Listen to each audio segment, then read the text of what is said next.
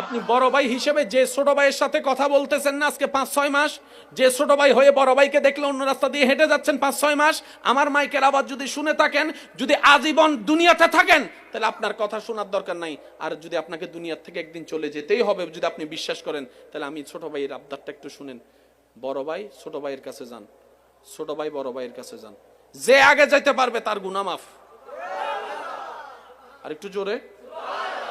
বড় ভাই গিয়ে যদি এখন ছোট ভাইকে বলে, মনে করেন 2-1 বছর আগে কাহিনী হয়েছে আর কি, বড় ভাই গিয়ে যদি ছোট ভাইকে একটা বলে, ফিটের মধ্যে একটা থাপ্পড় দিয়ে, এই বেটা যা হওয়ার হয়েছে বাদ দে, আয়। ছোট ভাইকে বলেন তো, তোমার সাথে আমি সম্পর্ক রাখবো না, 5 বার বলতে বলেন, পারবে না, পারবে না।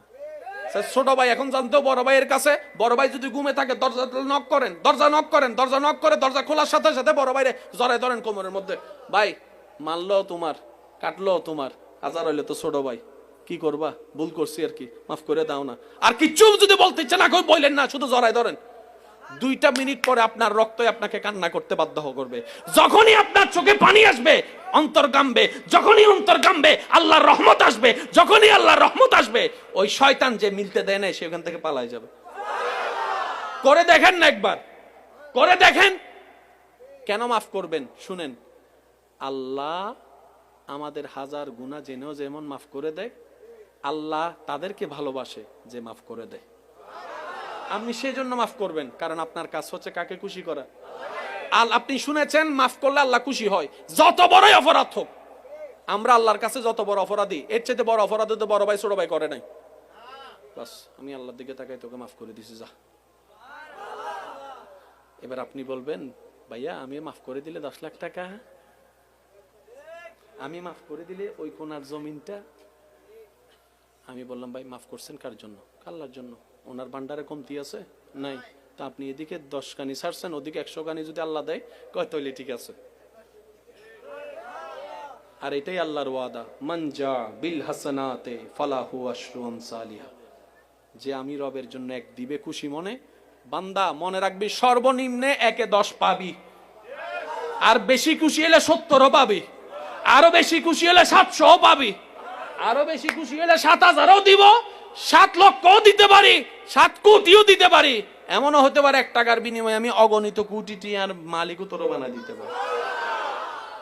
কারণ আমরা এমন মালিকের গোলাম, যে মালিকের কাছে কমতি বলে কোনো শব্দ। তিনি কাকে দেয় জানেন? যার এটা সুন্দর, যার এটা সুন্দর। আমার কথা কষ্ট নিচ্ছেন না তো ভাই? যার এটা সুন্দর, যার এটা সুন্দর, বিশ্বাস করেন সে বাঙ্গাগর থেকেও বাদশাহী। আল্লাহ আমাদের সবাইকে আল্লাহর প্রিয় বান্দা হয়ে কবরে যাওয়ার তৌফিক দান। একটা হাদিস শরীফ বলে আমি আপনাদের থেকে বিদায় নিব। নবী রাহমাতুল লিল আলামিন একদিন খুশি মনে আম্মা জান আয়েশার হুজরায় প্রবেশ করেছেন। তো নবীজির চেহারা মোবারকটা এমনি বেমিসাল।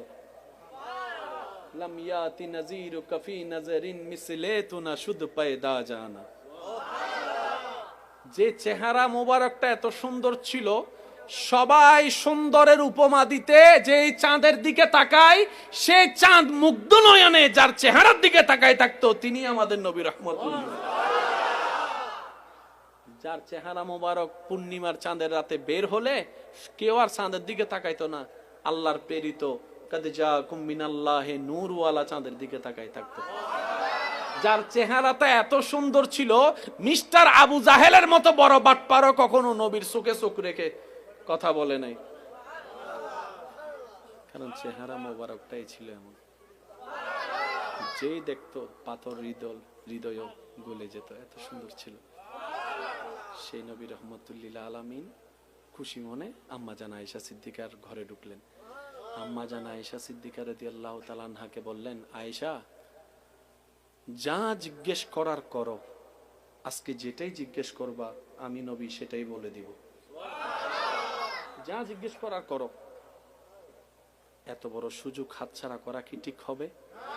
আম্মা জান আয়েশা সিদ্দিকা রাদিয়াল্লাহু তাআলা বলেন, ইয়া রাসূলুল্লাহ, এত বড় সুযোগ কি না কি প্রশ্ন করে হাতছাড়া করে ফেলি, বলা তো যায় না, আপনি যদি আমাকে একটু অনুমতি দেন আমি একটু পরামর্শ করে আসি।